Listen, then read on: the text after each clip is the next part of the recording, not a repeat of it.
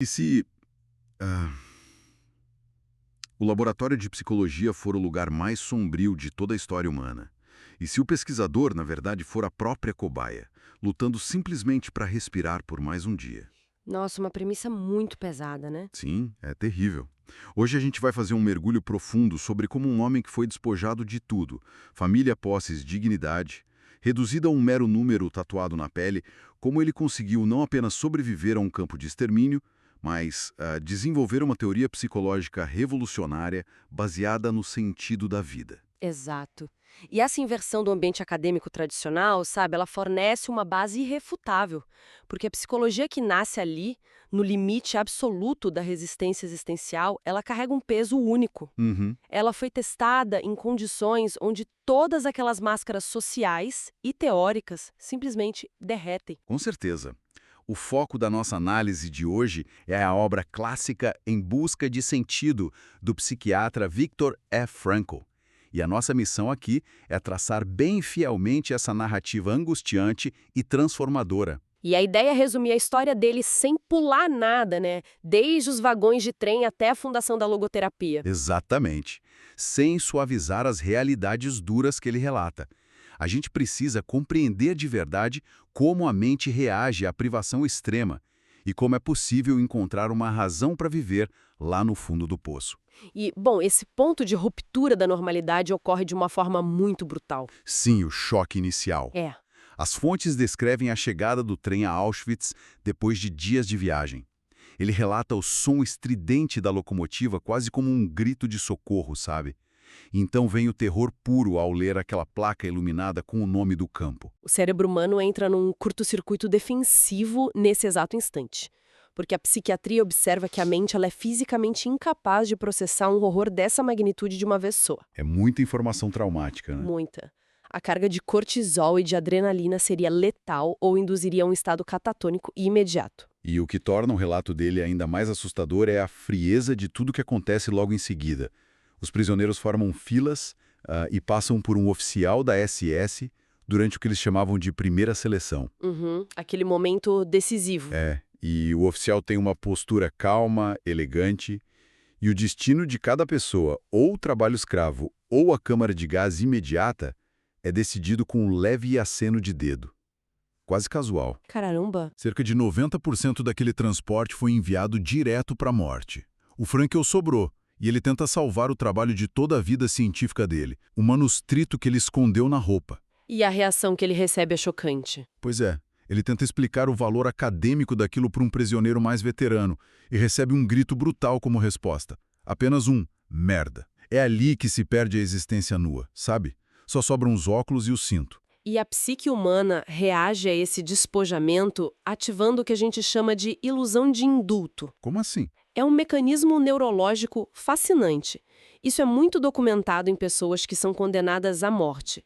Diante de um fim insuportável e iminente, o cérebro fabrica uma crença de que, no último segundo vai haver um perdão ou uma falha no sistema. Tipo um amortecedor biológico? Realidade bate a porta, o cérebro muda de tática. Ele adota um distanciamento clínico e até um humor negro quase bizarro. Nossa, o Frankl descreve muito bem essa curiosidade fria nas fontes. Ele diz que é como assistir a um acidente de carro em câmera lenta, mas de dentro do próprio veículo. Sim, a pessoa desliga as emoções. O pânico simplesmente apaga. A pessoa fica ali só observando o para-brisa quebrar, pensando de um jeito super distante se o vidro vai atingir o rosto ou não. É o instinto de preservação anestesiando a alma. Tudo para que o corpo consiga tomar atitudes de sobrevivência sem ser completamente esmagado pelo terror da situação. O pânico gasta calorias e turva o julgamento. E esses são recursos que um prisioneiro não pode desperdiçar, de jeito nenhum. Faz sentido. A mente recua e processa tudo como se fosse com outra pessoa. Mas essa anestesia tem um prazo de validade, não tem? Com certeza, não dá para sustentar isso para sempre. Pois é, quando o prisioneiro percebe que não vai acordar daquele pesadelo, o choque inicial vira uma mortificação profunda, a apatia total. Tem uma cena no ambulatório do campo que é perturbadora. Aquela do menino de 12 anos? Essa mesma. O garoto teve os dedos dos pés necrosados pelo frio extremo. E o Franklin observa o médico do campo arrancando aqueles tocos pretos com uma pinça, sem anestesia, sem nada. Terrível. E o Frankl reflete sobre o fato dele estar assistindo a isso sem nojo, sem horror e sem nenhuma compaixão. A morte interior já tinha se instalado. É uma regressão profunda aos instintos mais básicos. A mente é basicamente sequestrada pela necessidade de calorias. Sim, as fontes dizem que prisioneiros exaustos discutiam receitas luxuosas de comida enquanto estavam em valas congeladas. E sofriam tormentos mentais só tentando decidir se comiam a ração inteira de pão ou guardavam em pedacinhos. A biologia dita isso, né? A fome extrema monopoliza a atenção. E essa apatia funciona como o único escudo viável contra aquele fluxo constante de atrocidades. Porque se o prisioneiro sentisse empatia por cada violência, o sistema nervoso entraria em colapso em dias. Uhum. Agora, tem uma distinção que ele faz sobre a dor nesse estágio que, olha, eu tenho muita dificuldade em compreender. Qual parte? Tem um momento em que ele está trabalhando na neve, completamente exausto, aí ele para um segundo só para se apoiar na pá. Um guarda vê isso, e em vez de gritar ou dar uma bronca, o guarda pega uma pedra no chão e joga nele. Como se fosse um animal. Exatamente. Como a gente faria para chamar a atenção de um bicho de carga? E o texto diz que a dor moral daquele escárnio machucou muito mais do que a fome ou a ameaça física. Como isso é possível? É uma ótima pergunta. Se a biologia diz que a gente precisa de comida e calor acima de tudo para não morrer, por que uma atitude que não machuca o corpo supera os instintos básicos de sobrevivência? Porque o instinto de sobrevivência, ele depende de um eu que deseja sobreviver.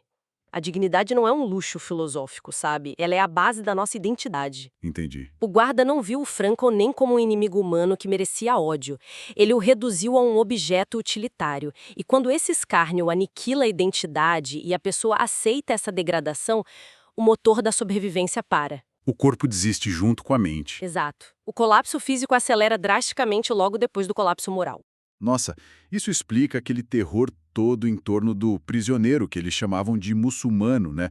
Aquele cara que perdia a vontade, ficava tão apático que não levantava mais da cama e acabava indo para a câmara de gás. Sim, era o estágio final da desistência. E para não sucumbir a isso, a mente tinha que fugir para o único lugar que os guardas não alcançavam, a vida interior. E os exemplos no livro são de um contraste absurdo com a realidade. O refúgio interno é poderoso. Muito. Durante as marchas na neve, com os pés em carne viva, o Frankl sobrevivia conversando mentalmente com a esposa dele. Ele via o rosto dela, ouvia a voz e conclui que o amor transcende a presença física. Tem aquele momento poético do passarinho pousando, né? Sim, e também quando eles estão no vagão e se amontoam na grade, em silêncio absoluto, só para ver a beleza de um pôr do sol. É surreal. É que o grande perigo psicológico do campo era a existência provisória. A pior tortura não era só a dor física, mas o fato de não saber quando ou se aquilo ia acabar. A incerteza. Isso. O cérebro precisa de um horizonte temporal para racionar a resiliência. Sem um ponto final, o tempo corrói a sanidade. Então, quando ele ancora a mente no amor ou na natureza, é uma recusa de ser definido pelo horror do presente. É a tal da última liberdade humana que ele fala. Exatamente. Quando tiram tudo da gente, resta a capacidade de escolher a própria atitude diante da circunstância inevitável. Sabe de um truque mental que ele usa e que parece um salto cognitivo insano pra mim? No momento de dor insuportável, cansado de só pensar em sopa e no frio, ele força a mente a ir pro futuro. A cena da palestra. Essa. Ele se imagina num auditório quentinho, bem iluminado, dando uma palestra sobre a psicologia dos campos de concentração. É como jogar um sinal de rádio para o espaço para ver se bate em alguma coisa no futuro. É uma estratégia de distanciamento genial. Ele literalmente usa o próprio sofrimento como material de pesquisa, só para conseguir se separar da dor e achar um motivo para continuar vivo. E a mecânica por trás disso lembra muito o conceito do Spinoza. Aquela ideia de que a emoção que causa o sofrimento deixa de ser sofrimento no momento em que a gente forma uma ideia clara sobre ela. Nossa, é muito bem lembrado. Transformando a tortura em dados para uma palestra futura, ele tira o poder destrutivo da dor. Ele dá a ela uma utilidade tática. Ele cria um porquê viver. Bom, eventualmente a guerra acaba. As bandeiras brancas sobem. Mas o que deveria ser uma alegria pura se revela um abismo psicológico novo, não é? A libertação física não traz a cura imediata. Nem um pouco. Ele relata o momento em que eles saem pelos portões, guardas já com roupas normais oferecem cigarros, eles andam por um campo florido, estão livres e não sentem simplesmente nada. A capacidade de sentir alegria tinha atrofiado. Sim, e o trauma causa essa despersonalização, né? Causa. A realidade parece um delírio, porque a mente do prisioneiro já foi enganada por falsos sonhos de resgate milhares de vezes. E remover essa pressão toda subitamente cria uma instabilidade muito perigosa. É o equivalente psicológico da doença de descompressão dos mergulhadores, que as fontes citam. Exato, quando sobem rápido demais. Eu fico pensando, é tipo quando a gente corre numa esteira por 1 hora em velocidade alta, quando a gente pisa no chão, o chão parece estar andando, a perna treme, o cérebro não entende que o ambiente agora é estável. Uma ótima analogia. E aplicando isso à moralidade é perigoso. Muito. O texto narra um episódio onde um colega recém-liberto caminha com o Frankl e decide pisar de propósito no meio de uma plantação de aveia para destruir tudo. Ele queria causar dano. E quando o Frankl tenta impedir, o cara grita furioso. Ele diz que, depois de perder a família nas câmaras de gás, ele tinha o direito de esmagar o que quisesse pela frente. A descompressão cria essa falsa premissa de que sofrer te dá o direito de ser violento. A transição de vítima para agressor é um risco real do pós-trauma. O indivíduo precisa reconstruir a bússola ética bem devagar. Mas o que mais dificultava isso era a amargura do retorno para casa. Esse retorno é de quebrar o coração. O prisioneiro volta para a cidade natal. Ele vai até a antiga casa, bate na porta e percebe que a esposa, aquela mesma esposa cuja imagem manteve ele vivo na neve, não está lá. Ela nunca mais vai abrir a porta. É um vazio imenso. E a sociedade em volta reage com uma covardia enorme. Pessoas dando de ombros e falando frases evasivas tipo "Ah, nós não sabíamos de nada". A decepção é total. E a perda dessa ilusão de que o mundo ia receber eles de braços abertos acaba virando um peso maior que o próprio campo. Como é que a pessoa reconstrói o sentido de existir quando a recompensa por sobreviver é o vazio absoluto? E é justamente esse vazio que funciona como o crisol onde a teoria do Frankl se solidifica. Porque se o sentido da vida dele estivesse ancorado só em reencontrar a esposa viva... A morte dela teria destruído o sentido de ele ter sobrevivido, né? Exatamente. A genialidade dele foi entender que o sentido precisa transcender até as perdas que parecem intransponíveis. E isso nos leva à fundação da logoterapia. A terceira escola vienense de psicoterapia. E as fontes marcam uma diferença enorme entre ele e os grandes nomes que vieram antes, como o Freud e o Adler. Uma diferença fundamental. Freud dizia que o ser humano é movido pela busca do prazer. O Adler falava que a força motriz é a busca pelo poder. Mas o Frankl, depois de ver o prazer e o poder virarem cinzas em Auschwitz, ele prova que a nossa verdadeira força motriz é a vontade de sentido. O logoterapia vem de logos, que significa sentido em grego. E ela muda o foco. Em vez de olhar só para o passado traumático, ela olha para o potencial de sentido no futuro. E o papel do terapeuta não é dar uma resposta pronta, né? Não, porque o sentido é único para cada um. O terapeuta só ajuda a pessoa a descobrir esse propósito oculto na vida dela. Tem um caso clínico no texto que ilustra isso perfeitamente. Um médico idoso procurou o Frankl num estado de depressão severa porque a esposa tinha morrido há 2 anos. E ele não suportava a dor. E o Frankl não deu nenhum remédio para apagar a dor. Ele fez uma pergunta. Exato. Ele perguntou o que teria acontecido se o médico tivesse morrido primeiro e a esposa tivesse que ficar sozinha. O médico, na mesma hora, disse que teria sido terrível para ela. E aí vem a virada. Sim, o Frankl aponta que ela foi poupada desse sofrimento terrível justamente porque foi ele, o marido, quem a poupou. Mas o preço que ele paga por isso é sobreviver e chorar a morte dela. Naquele instante, o luto deixou de ser um vazio inútil, virou um sacrifício com significado. E o médico foi embora em paz. A dor continuou existindo, claro, mas o desespero sumiu. A logoterapia mapeia 3 formas de encontrar sentido na vida. Quais são? A primeira é criando um trabalho ou fazendo uma ação. A segunda é experimentando algo ou amando alguém. E a terceira, que é a mais revolucionária de todas, é a atitude que a gente escolhe adotar diante do sofrimento inevitável. Mas o sofrimento não é obrigatório para encontrar sentido? Não, de forma alguma. O Frankl deixa muito claro que se a dor pode ser curada ou evitada, o nosso dever é removê-la. O heroísmo não está em caçar a dor. Mas quando o sofrimento é um destino que não dá para alterar, tipo uma doença incurável ou a perda de alguém, a nossa capacidade de transformar essa tragédia em triunfo é o que ele chama de otimismo trágico. E esse otimismo trágico serve para analisar um problema muito moderno que aparece no material.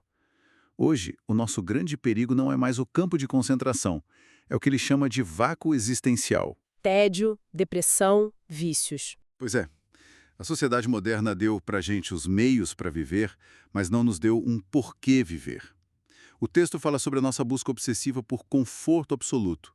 As pessoas acham que a saúde mental é não ter estresse nenhum, a tal da homeostase. A ausência de tensão. Isso. Mas o Frankl argumenta que a saúde mental exige o oposto, a nudinâmica, que é uma tensão saudável entre quem a gente é e o objetivo que a gente precisa alcançar. É como um músculo. Perfeito. Se a gente coloca o músculo em gravidade zero, no conforto total, sem atrito, ele atrofia. A gente precisa daquele treinamento de resistência que só uma responsabilidade significativa pode dar. E a neurociência moderna endossa totalmente isso. A ausência crônica de esforço genuíno desregula o cérebro. O vazio é preenchido pelo tédio e o tédio gera compulsão. Tentar anestesiar toda a tensão, na verdade, rouba das pessoas a estrutura que estabiliza a mente. Olha, essa jornada toda pelas fontes mostra muito mais do que um relato histórico de sobrevivência. É um manual sobre a resiliência do espírito humano. Sair daquela escuridão absurda e criar uma terapia que ilumina o futuro. É a prova de que a situação externa pode até destruir o corpo, mas não dita a nossa resposta interna. O legado do Frankl devolve a agência moral para quem está lendo. A mente sobrevive não porque o mundo é justo, mas porque ela consegue ancorar a existência num significado que as injustiças não podem corromper. Com certeza.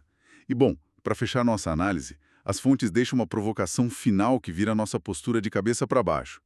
A gente vive perguntando o que esperamos da vida e nos frustramos quando a vida não é perfeita. É a armadilha moderna. Mas o texto sugere que a perspectiva tem que ser invertida. Não somos nós que fazemos exigências.